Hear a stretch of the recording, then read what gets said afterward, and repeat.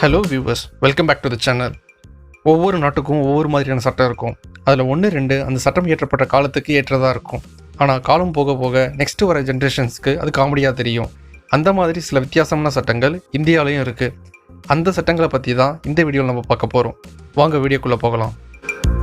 பூமியிலிருந்து கிடைக்கிற எந்த ஒரு பொருளுமே புதையல் தான். இந்தியாவின் புதையல் சட்டம் 1878 பிரிவு 4 படி 10 ரூபாய்க்கு மேற்பட்ட மதிப்புடைய எந்த ஒரு பொருளுமே கண்டுபிடிக்கப்பட்டுச்சுன்னா அதை பற்றி டிஸ்ட்ரிக்ட் கலெக்டருக்கு இன்ஃபார்ம் பண்ணி அதை அரசு கருவூலத்தில் ஒப்படைக்கணுமா. நீங்கள் கீழே கடந்து இருக்கிற பணம் 10 ரூபாய்க்கும் அதிகம் இருந்தால் அதை நீங்களே வச்சுக்கிறது சட்டப்படி குற்றம். அப்படி நீங்களே வச்சுக்கிட்டீங்கன்னா சட்டப்பிரிவு 20 மற்றும் 22 கீழே 6 மாதம் சிறை தண்டனையும் இல்லைனா அபராதமோ இல்லை ரெண்டுமே கூட கிடைக்கலாம். ஸோ நம்ம சட்டப்படி 10 ரூபாய்க்கும் கம்மியாக கிடைக்கிற பணத்தை மட்டும்தான் நம்மளே வச்சுக்க முடியும். நம்ம நிறைய பேருக்கு கைட்ஸ், அதாவது பட்டம் பறக்க விடுறது ரொம்பவே பிடிக்கும். ஆனால் இந்தியாவில் காத்தாடி பறக்க விடுறதுக்கும் ஒரு சட்டம் இருக்குது. அது என்னென்னா, இந்தியன் ஏர்கிராஃப்ட் ஆக்ட் 1934 படி முன் அனுமதி வாங்காமல் பட்டமோ பலூனோ வானத்தில் பறக்க விடுறது சட்டப்படி குற்றம். அந்த சட்டப்படி முன் அனுமதி இல்லாமல் கைட்ஸ் பறக்க விட்டு பொதுமக்கள் இல்லை பொது சொத்துக்கு டேமேஜ் ஆச்சுன்னா 2 வருஷம் சிறை தண்டனையும் இல்லை 10 லட்சம் வரைக்கும் ஃபைன் கட்ட வேண்டியதாக இருக்கும். ஸோ அடுத்த முறை பட்டம் பறக்க விடும்போது கொஞ்சம் ஜாக்கிரதையாக இருங்க.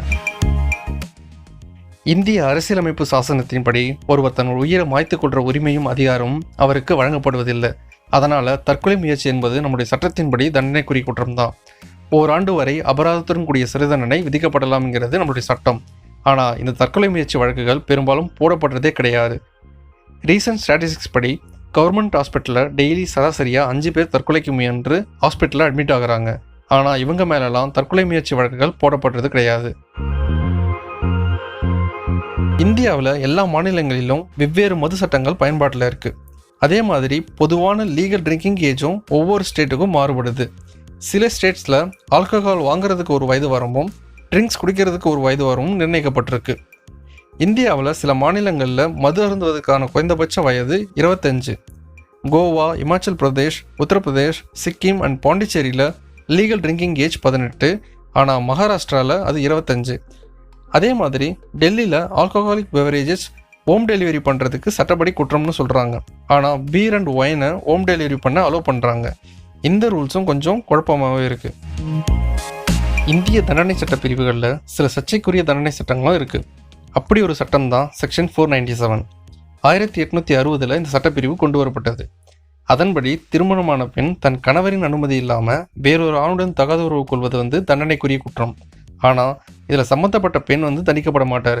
சம்மந்தப்பட்ட பெண்ணுடன் தகாத உறவு கொண்ட ஆண் மட்டுமே தண்டிக்கப்படுவார். ஸோ இதன் மூலம் கைது செய்யப்படுற ஆண் பாலியல் வன்புறவு என்ற குற்றத்தின் கீழே 5 வருஷம் வரை சிறை தண்டனை அளிக்கப்படுது. பட் ரீசெண்டாக இதே மாதிரி ஒரு கேஸை விசாரித்த சுப்ரீம் கோர்ட் இந்த சட்டப்பிரிவே செல்லாதுன்னு சொல்லிடுச்சு. நார்த் இந்தியாவில் நிறைய இடத்துல தெரு ஓரமாக நிறைய பேர் காதுக்கும் பல்லுக்கும் ட்ரீட்மெண்ட் எடுக்கிறத பார்க்கலாம். ஆனால் dentist act of 1948 chapter 5 section 49 படி சாலையோரம் இருக்கவங்க கிட்ட பல்லுக்கும் காதுக்கும் ட்ரீட்மெண்ட் எடுக்கிறது சட்டப்படி குற்றம்.